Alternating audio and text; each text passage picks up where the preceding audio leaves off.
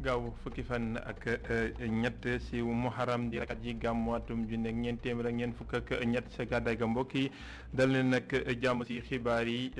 marax gi li ci gën a fës di mbasum coronavirus kaay yi dellu ginnaaw bu baax ba ñu seetlu ko si réewum Sénégal xayma bis bi di wane ko ginnaaw bi nga xam ne def nañu ko lu toll si téeméer ak ñeent fukk ak ñett ñu am tawat yi yees waaye nag ñi nga xam ne wér nañu moo di li mupp juróomi téeméer ak fanweer ak juróom benn ñi nga xam te ne bi ñoo di askan wi di bàyyi xel bu baax a baax li nga xam ne moo di kaay yi ku nekk jàngat li nga xam ne moo ko waral waaye teew nag ñëpp di wéy di soññante ngir ñu wéy di sàmmonteeg mboolem digle kër docteur nañu ànd ak gëstu ay seetu kan ci jëlbeenu xibaar yi gëstu yu yaatu la ñuy amal nag si waame gi nga xamante ne bi seetlu nañ ko si gox yu feccanti ko si réewum Sénégal rawatina Ndakaaru Cambérène 1 jàpp zone de captage ba Kër Massar askan wi di dund ak waama ñenn ñi sax mujj génn seen i dëkkuwaay ndaxte ndox mi moo ko nangu dinañu ànd ak ay gëstu yoo xamante ne bi dina feccanti ko si biir xibaar yi teg ci li nga xam ne moo di article de la semaine ni ki gaaw gu jot Alaaji Malick ci seet suñu naataango yu yëglekaay bi nga xamante ne bi ñoo di waa Soleil dellusiwaat nañ nag si lu gën a yaatu si xel mag Alioune Diouf mi nga xamante ne bi daan nay dellusiwaat si dox diggante maire bu Dakar Plateau ak maire bu fi nga xamante ne bi moo di ville bu Ndakaaru di soit di nekk Alioune Ndoye si li nga xamante ne bi moo jëm si Diabou Sandaga ak li si am ni njeexital gëstu bu yaatu si njeexitalu xibaar yi mbokk yi lii mooy li nga xam ne moo gën a fës si biir jotaay nga gis ñu def si faram fàcce.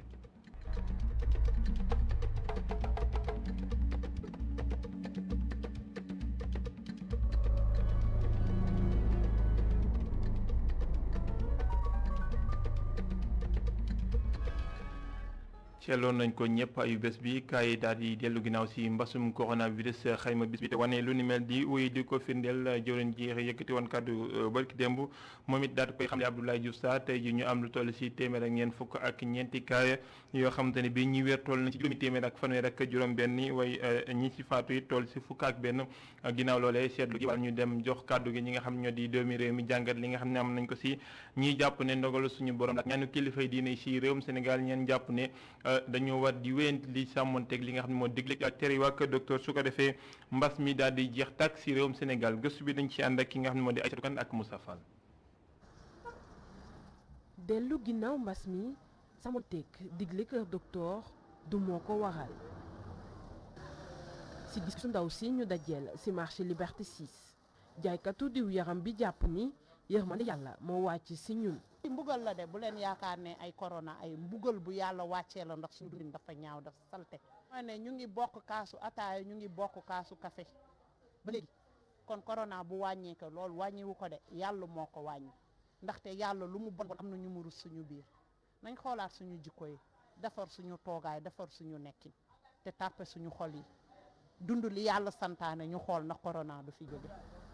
xale bu góor bi donte takkul masque ay gis-gisam wute na ak yu rose mu jàpp ni bàyyi xel gi ak ñaanu kilifa diine yi moo tax mbas mi dellu ginnaaw. ouverture d'esprit ànd ak maturité xam ne virus yi maintenant c'est présent nekkul ay blague loolu laa gis quoi te dama gis ne dañoo gën a jël suñu matuwaay bien vrai que sëñ yi tamit seen ñaan tamit ak seen conseil yi tamit tax na tamit ba gars yi gën a bàyyi si xel bu baax a baax jël seen matuwaay bu baax. si wàññeeku bi góor bi am lu toll si juróom benn fukki at moom muy woy di sàkku di sàmmonteeg digle waa kër docteur. feebar bi dafa xaw a wàññi maanaa terewul ñu wàcc yo maanaa li yoon li docteur digle kooku ñu ko war a continuer ndax mu attiré ndax bu ñu ko wàccee léegi xamaguñu dara ndax gannaaw gën a dafa wàññeeku rek demagul waaye bu dee moom mun nañu bàyyi maanaam masque yi ak raxas loxo ak consort yooyu mais gannaaw moom dafa wàññeeku rek dañu war a continuer normalement pour mu am ci daal. lu ëpp ayu bés ngi nii ñu seetlu ni mbas mi dellu na ginnaaw bu baax te moonte ayiwuñu dara ndax mun nañoo rafet njortu lu si munti am waa kër docteur ñoom ñi ngi ànd ak dal.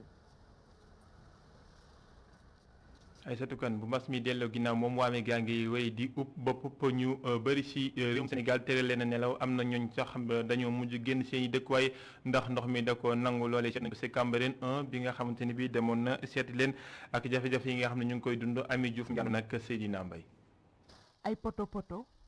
ay ndox yu taa ba ci biir kër yi lañu fekk fii ci Cambérène 1 biir kër Cheikh Nguer ndox mi taa ba ci di joor yi ñu fekk ko mu yore si boobu di ŋàcc feebar yi ko ci nar a fekk ak njabootam doon li ko jaaxal. métti yi parce que ndox bi après day dem ba jaxasoo ndox yëpp day mën jaxasoo ay ndox fos doo comprendre xam nga imagine toi 4 jours nga war a xëyoo xale yi nekk si ndox bi benn instant ngay tere ba sonn ab dootoo ñu mën dara xam nga mun benn instant ndox bi ngay tal doo tal xale yi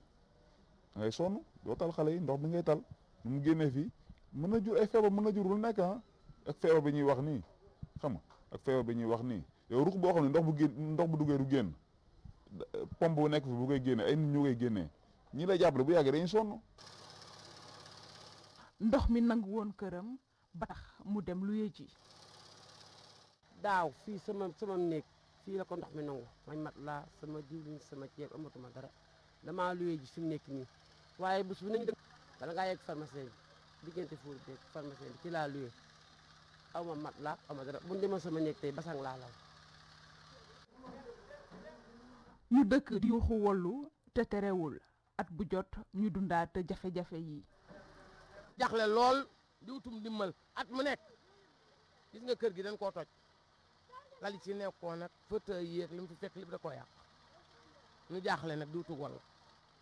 man léegi bi may dox fi wóor na yàlla fii laa daanu bépp ndax nag wutu wall di yuuxu bés bu nekk te du gisoo ko wallu dama noonu lii ma fi am dama koy jaay tuxu waaye waa quartier bi ci boppam lañ xamul nu leen di def surtout wiyee mii ak Pape Demba ak sunu xale yu góor yi taxaw guddee bëccëg nii la ñuy def. ci ndimbalu sapeur pompier yi ndaw yi ñu ngi teg seen moto pompe di fexe nu ndox mi jàllee. mais boo xoolee chaque année ni lañ koy dundee daaw ay millions ñoo fi yàqu ONAS ministre bi mu fi ñëwee Aly Ngouille man maa fi waxtaan ak moom expliqué naa ko tamit li fi nekk parce que dañuy sonn bu tawee kenn du nelaw parce que solution mooy ONAS chaque année dinañ ñëw nga égo wala ngeen jógee dafa màbb te depuis daaw laa leen ko signalé ba léegi defaluñ ko fii chaque année gis nga sappo li nga gis nii chaque année ñoom la maire bi di woo ñoom ñoo ñu dimbali fii. bu ñu sukkandikoo ci ñi dëkkee gox bi ñoom nag amuñ beneen pexe lu dul dëkk ak ndox yi ak i mbalitam ak yooyu nga xam ne da leen di sonal ñu ngi woo ñi nga xam ne ñoo di gouvernement bi.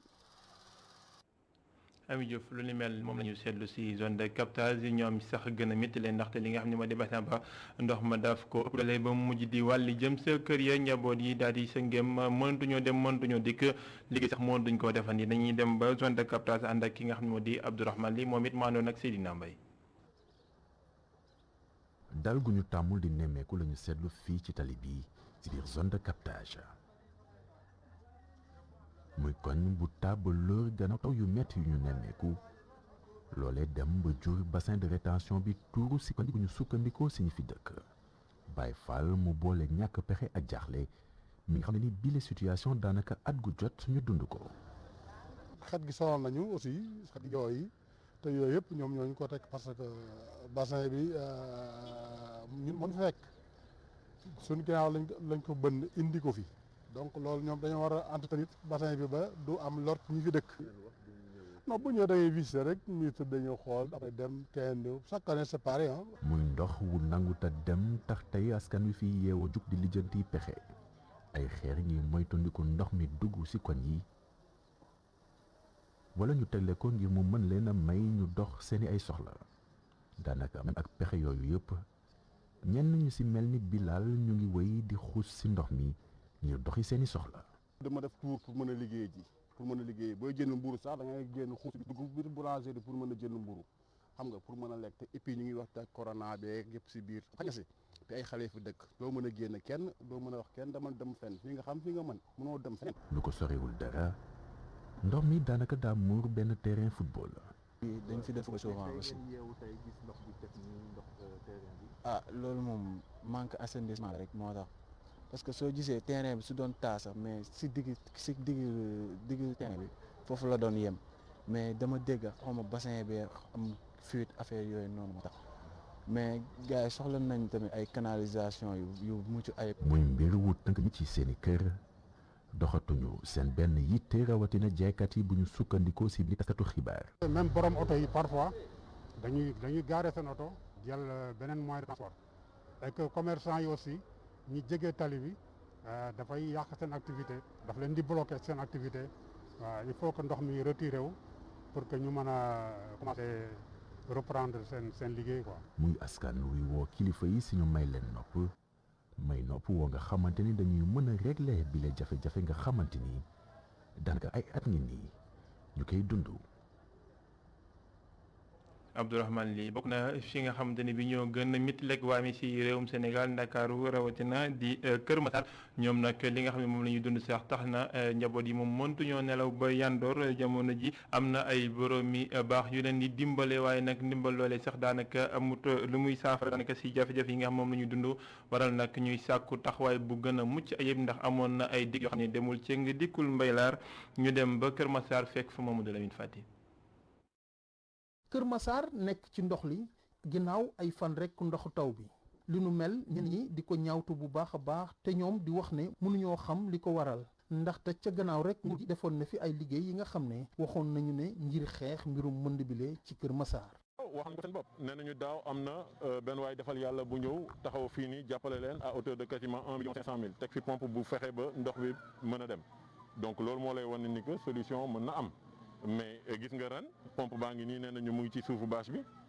doxul lan moo ko indi pompe bi dafa panne est-ce que mën nañ defar pompe bi wala mënuñu defar pompe bi est-ce que dañuy ñëw indi beneen pompe bu mel nii wala beneen xeet pompe mooy li ñu wax rek waxtaan ak ñi fi dëkk la et ñun engagement bi ñu mën a jël mooy en une semaine parce que jël temps waxtaan bi c'est important xool pexe yi ñu am c'est important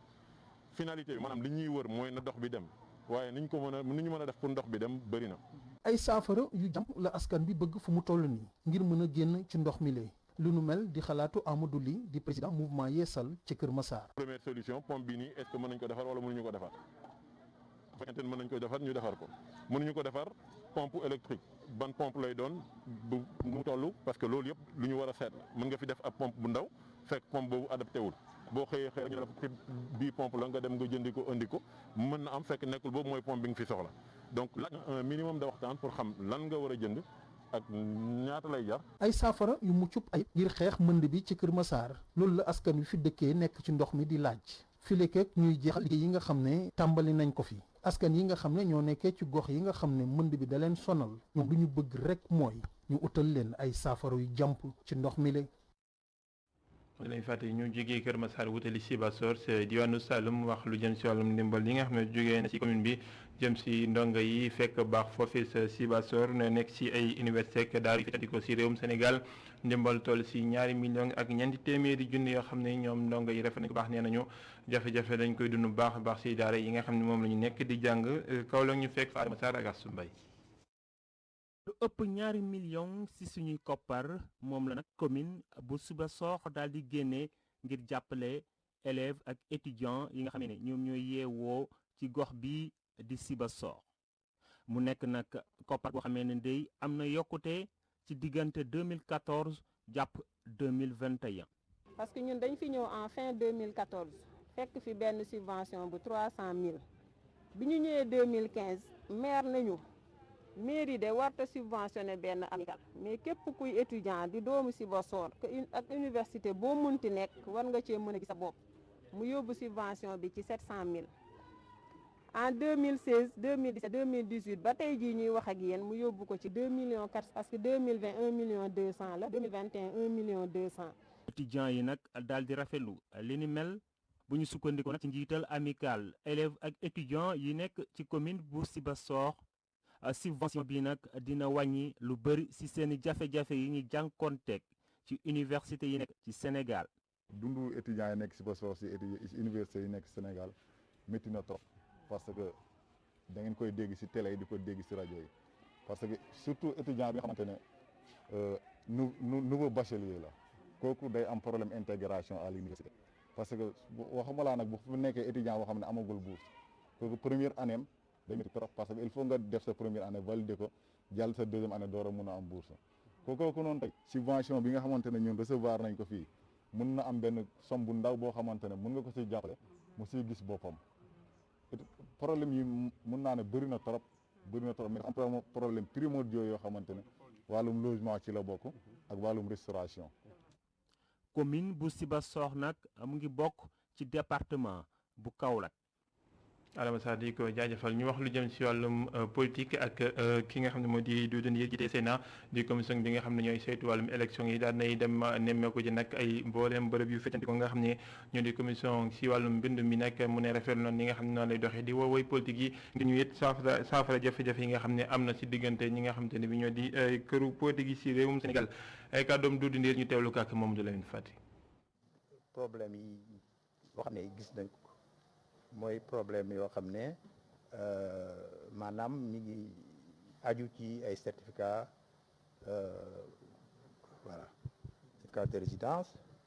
boo xam ne balañ koo jot il faut nga am certificat de domicile ñii waruñu ko joxe ñi lay ko war a joxe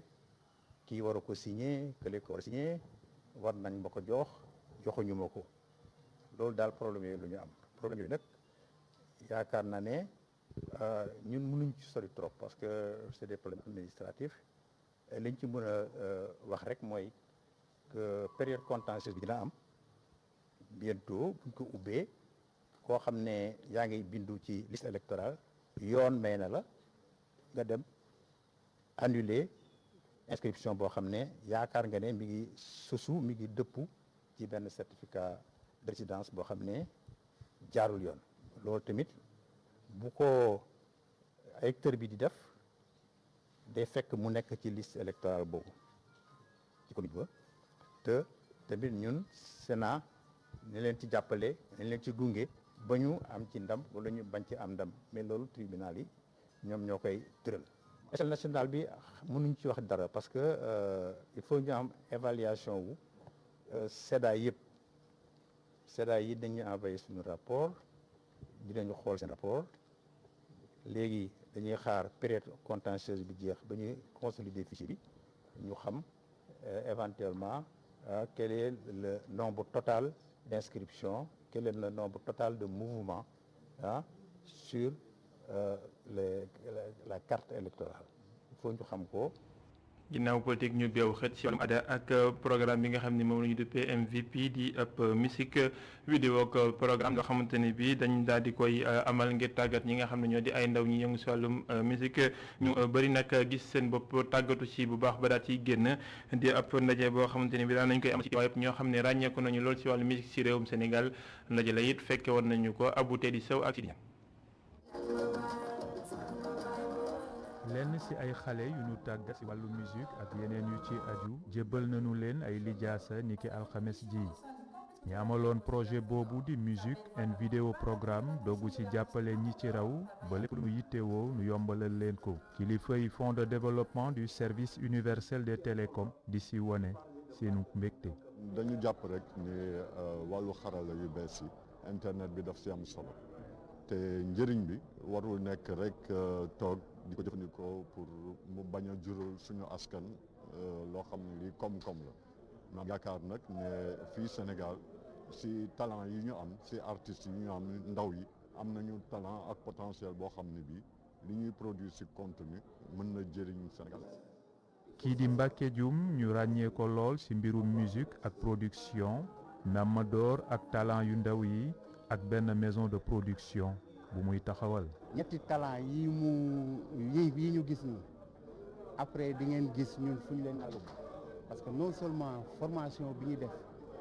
dafa professionnel ñi nekk foofu man je vois comme Amérique booy li ñu am nii c'est comme ñu ko amee Amérique man ak ñoom dinañ def benn société de production pour commencer ci ñett ñiy taxaw. naka noonu itam rappeur bii di Matador nga xam ne moo sabab lii di MVP te mu gis ne artistes yi ngir ñu méngoog jamono laaj na ñu tàggat leen rawatina ci xarala yu yees yi. ça fait 15 ans ñuy def formation ak Africulture Band mais projet bi dafa ñëw on s'est dit on a formé pas mal de gens mais ci biir loo boobu am na ñoo xam ni xarañ nañu et on va essayer de les regrouper boole leen ak ay kàngam yoo xam ne dañ leen di yóbbu ci niveau boo xam ni bu gën a kawe bu gën a professionnel. un artiste aujourd'hui du moom kese day am équipe bu nekk ci ginnaaw nga am professionnalisme li ngay wax ni moom ngay def comme métier te loolu day laaj ay ab formation. ñenn ci ñu tànn te it ñu doon ay étudiantes di wone seenu mbégte.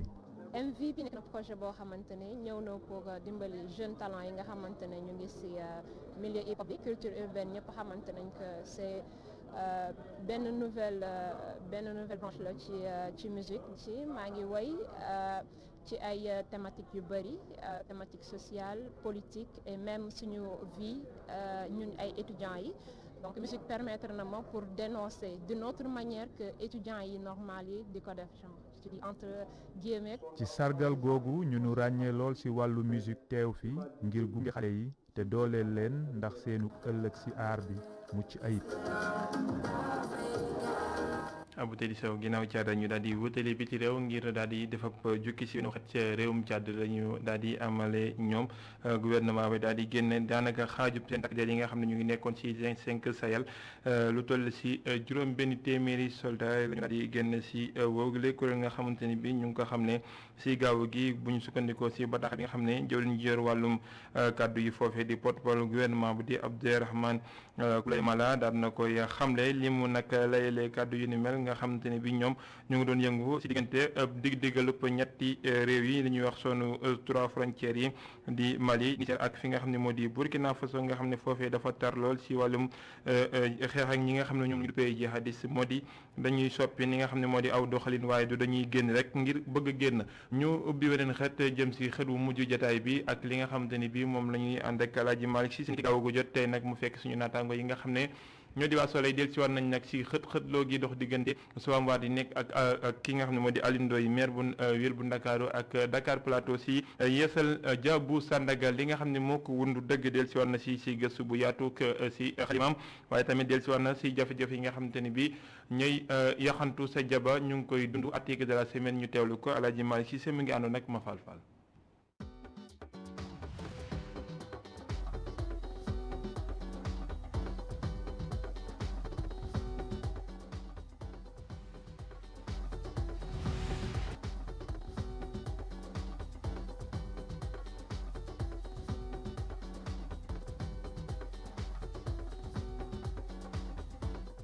projet bi jëm ci defaraat bile marché indi coow ci diggante mairie bu ville bu Ndakaaru ak bu Plateau Soham Wardini ak Alioune Ndoye ku ci nekk ni yaa war a defar bile marché sama naataango bi nekk ci yéenekaay bii di Le Soleil ni yoon moo war a àtte ci lii.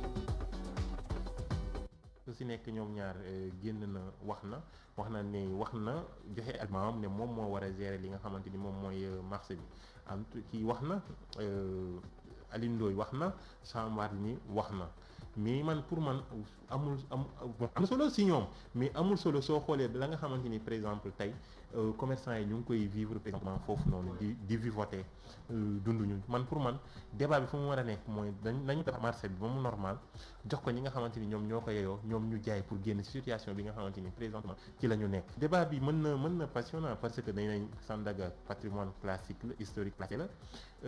mu ngi ci Sandaga est-ce que mairie de Dakar moom wala mu ngi ci biir Plateau autant pour moi est-ce que Plateau moo ko war a gérer est-ce que Sandaga moo ko war a gérer je pense que loolu am nañ ay juridiction yoo xamante ni ñoom ñoo ngi fii mën nañ leen saisir ñu régler li nga xamante ni mooy le problème une bonne fois pour toutes que ñu bàyyi li nga xamante ni moom mooy querelle bi entre ces autorités là ñu bàyyi ko ñu mën a liggéey marché bi ci délai ya nga xamante ni moom la ñu wax ni dañu ko koy liggéey parce que bu ñu fàttali ko depuis 2013 ñoo ngi tëj marché bi commerçant yi di xaar di daw gauche di daw droite. jàmmaarloo am na ba pare te dina am ay conséquences ci wàllum politique parti socialiste sax génne na communiqué ni ñu ngi jàppale Alioune Ndoye ak conseil municipal ki amee jokkalante ci mouvement And Taxawu Sandaga di naqarlu bu baax a baax coow li am ci bile projet muy politique warul dugg ci defaraat marché Sandaga. Jibi Jaxate moom li nga xamante ni moom la gën a wax mooy que ni moom dafa insister si pour ñu bañ a politiser lii di cantine yi na nga xamante ni noonu la ñu koy joxe moom dafa bëgg bu nu defaree cantine yi ba pare jox ko ña nga xamante ni ñoom ñoo ko yeyoo surtout mooy les commerçants yi nga xamante ni amoon nañ bañ ci lal dara politique pour au détriment des commerçants. ñu jël ko jox ko ñi nga xamante ni ñoom ñooy commerçant yi ñu liggéey suñu bañ ci lal daray politique. commerçant yi jaaxle xamuñu fu ñu dem seen chiffre d'affaires wàññeeku bu baax a baax jooy kase moo leen dese. dañoo jaaxle seen chiffre d'affaires dafa wàññeeku parce que dafa nekk ay commerçants yi nga xamante ni dañoo nekkoon ci marché bi doon fa daan seen doole donc ginnaaw bi nga xamante ni daaneel nañu ko aussi amatuñu fa nga xamante ni foofu la ñuy jaayee mais également clients yi nga xamante ni ñoom doon ñëw ci ñoom doon fa jënd ñëwatuñu parce que clients yi ci li nga xamante ni loolu la ma wax dañuy préférer dem fi nga xamante ni mooy peut-être marché Castor wala marché Aslem wala même marché Thiaroye pour dem jëndi foofu noonu def foofu seeni ay ndugg que di ñëwaat marché Sandaga moo tax marché bi attirétul trop donc ñoom dañuy vivoter maanaam dañuy toog rek di xaar yàlla parce que si ñi nga xamante ni dañ la doon wax naan que par exemple dañoo amoon ci seen canne dafa nekkoon foofu noonu dañ doon jaay bu baax a baax mais léegi amatuñu ay bénéfice donc dafay métti si ñoom bi nga xamante ni marché bi tëj nañu ko ba pare di ko daaneel dañ am sax ñi nga xam dañ leen yóbbu woon champ de course mais si champ de course ba foofu noonu seen ay activité demewu fa noonu doxul parce que nee nañ clients yi duñu fa ñëw en plus les cantines ne sont pas très adéquates donc trouvé wuñu foofu leur compte ci la ñu ñëwaatee ñenn ñi ñëwaat foofu mais da ngay toog am na si ñi nga xamante ni da ngay toog par exemple jël naa benn maire buy jaay limon moom nee na ma par exemple 2 heures du matin da koy fekk si marché ba et 17 heures lay ñibbi mais pour mu jaay 10 kilos limon c'est tout un problème. Sandaga ñu koy waxtaane fan yi yëpp mairie bu ville bu Dakar wala mairie bu Dakar Plateau kan moo ci yelloo ngir gérer marché Sandaga lu ci kanam raw liggéey.